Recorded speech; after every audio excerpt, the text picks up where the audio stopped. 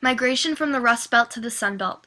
In order to talk about migration from the Rust Belt to the Sun Belt, it is necessary to first define what they are. What is the Rust Belt? The Rust Belt is an informal description of an area that consists of Midwestern and Northeastern states.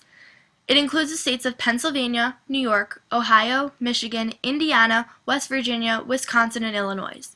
The area got its name because the economies of those states specialized in large-scale manufacturing of industrial products and raw materials. The region had economic prosperity from the late 19th century to the early 20th century. It was the source of industry and was the most economically and politically important region of its time. What is the Sun Belt?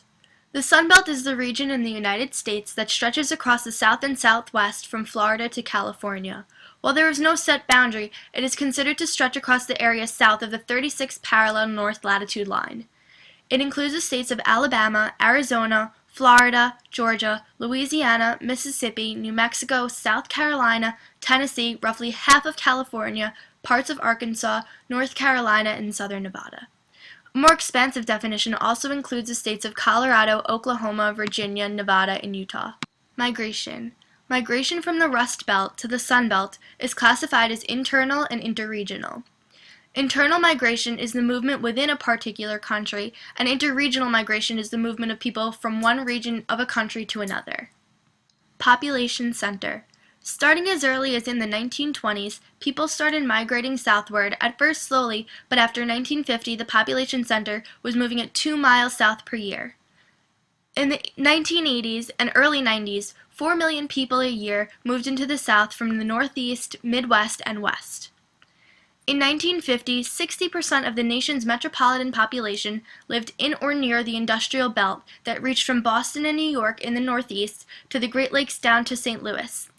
In the 5 decades between 1940 and 1990, the population of the 15 Sunbelt states increased by 163%, compared to a population gain in the 14 Rust Belt states of only 38%. Every state with a growth rate faster than 13.2% for the decade was located in the West or in the Sunbelt. Sunbelt migration still occurs today and is known to still attract people for its various job opportunities, lower cost of living, warmer climate, and just the overall experience of living in the South. The Sunbelt migration has caused people to leave the Rust Belt states. Push factors. After World War II, the economic boom came to a halt by the early 1970s. Many factories and plants were left abandoned and hundreds of thousands of manufacturing jobs were eliminated. In Detroit, the center of the nation's auto manufacturing industry, jobs were cut by more than half in the 30 years following the end of World War II. In 1947, roughly 340,000 people were employed, and by 1997, their numbers were down to only 150,000 people. People realized that the only way to support their families and maintain a living would be to migrate down to the South where more jobs were available. This massive movement of people started the new trend of migration to the Sun Belt. The area had a hard time adapting because of the decreased need for labor and steel products, which resulted in high unemployment and eventually an increase in taxes.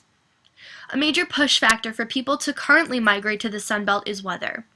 Rust Belt cities can try to diversify economies, but why would people move there when they can live someplace like Atlanta, Tampa, or Houston with warmer weather and more sunny days?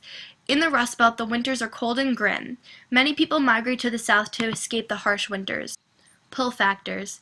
Americans migrated to the South primarily for job opportunities. However, industries such as aerospace, defense, and oil companies took advantage of the low involvement of labor unions in the South and the relatively cheap and easily available land.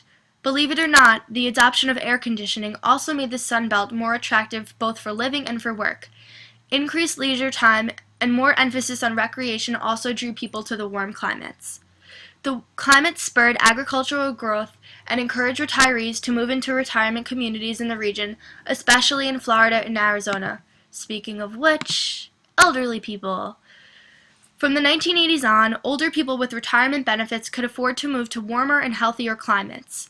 Florida has always had a large retired population, but from 1990 to 1998, Nevada's over 65 population jumped to 55%, Arizona's gained 30%, Utah's grew to 25%, and the elderly in Colorado and New Mexico increased by 21%. Huge numbers. The rapid growth in population and employment of the South aggravated interregional antagonism. Some people in the Northeast and Midwest believe that the Southern states stole industries from them. In reality, most of the South's industrial growth came from newly established companies, though. Movement of the U.S. population in the last several decades to the Sunbelt states has dramatically altered the balance of political and economic power, as California, Florida, and Texas are now three of the four most populous states in the country with a huge amount of representation in government.